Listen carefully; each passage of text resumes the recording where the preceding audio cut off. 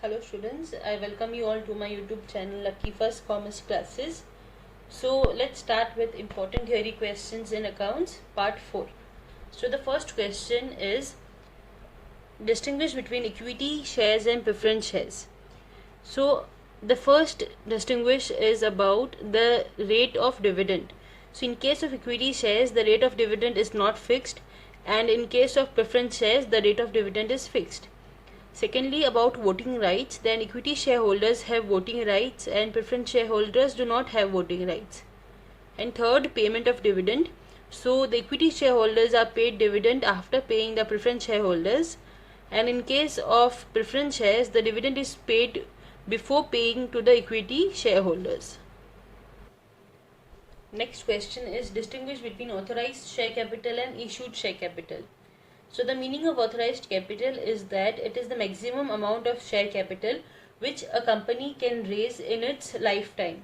And in case of issued capital, it is that portion or that part of authorized capital which is offered to the public for subscription. Point 2 is limit. So authorized capital can exceed the issued capital, but the issued capital cannot exceed the authorized capital. Thirdly, stamp duty. So a company has to pay stamp duty in case of authorized capital, and in case of issued capital the company does not have to pay any stamp duty. The next question we have is to write a note on minimum subscription of shares. So I personally feel that this is an important topic for your exam. So please just go through it, just do not leave it completely. So let's start with minimum subscription of shares.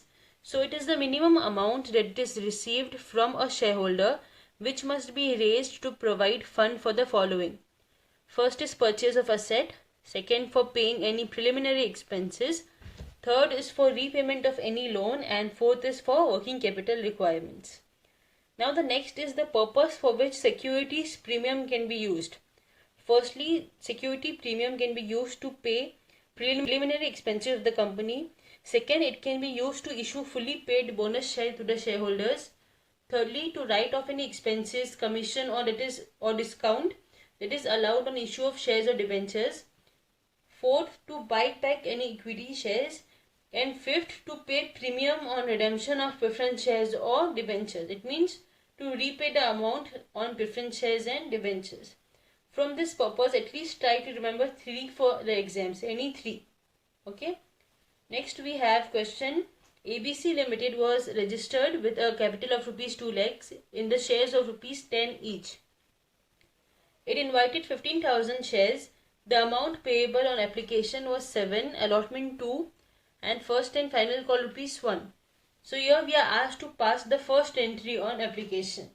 So we know the first entry is bank account debit to share application account, and the amount is the shares that we invited are 15,000 and the rate of application is rupees 7. So 15,000 into 7, that comes to 1,05,000 on the debit and the credit side. Next we have difference between calls in arrears and calls in advance. So this is also one important topic. So the meaning of calls in arrears, it is that amount that is called up by the company but not paid by the shareholders within the specified time. In call in advance, it is that amount which is not called up by the company but the shareholder has already paid it in advance. Second is balance. So calls in arrears always shows a debit balance and calls in advance shows a credit balance. Moving on to the next question. The Raj Company Limited issued 50,000 11% debentures at rupees 100 each at a premium of rupees 10 per debenture. The amount payable were as follows: application 20, allotment 50 including premium. Pass the allotment entry. So in this question we have to only pass the allotment entry. First is 11% debenture account debit to 11% debenture account to security premium account. Why I recorded security premium? Because in the question it's mentioned that premium is rupees 10. So 11% debenture allotment account debit, that comes to 25 lakhs. That is 50,000 into 50. Then 11% debenture, that comes to 20 lakhs, and then security premium, that is 10 into 50,000. And the narration is being allotment money on 50,000 debentures at rupees 50 including premium. And the second entry is bank account debit to 11% debenture account, and the amount is 15 lakhs. Let's move on to the second entry. Bank account debit to 11% debenture allotment account. The amount is 25 lakhs and 25 lakhs. And the narration is being allotment money on 50,000 debentures at rupees 50 per debenture including premium. So this was all about important theory questions in accounts part 4. So in this we discussed about the distinguish between authorized capital, issued capital, equity, preference and so on. And also we solved some sums on debentures. I hope that this video was helpful to all of you. If there are any doubts or any queries, then please ask me through the comment section. Also, if you liked today's session, then please like, share and subscribe to my channel. Thank you.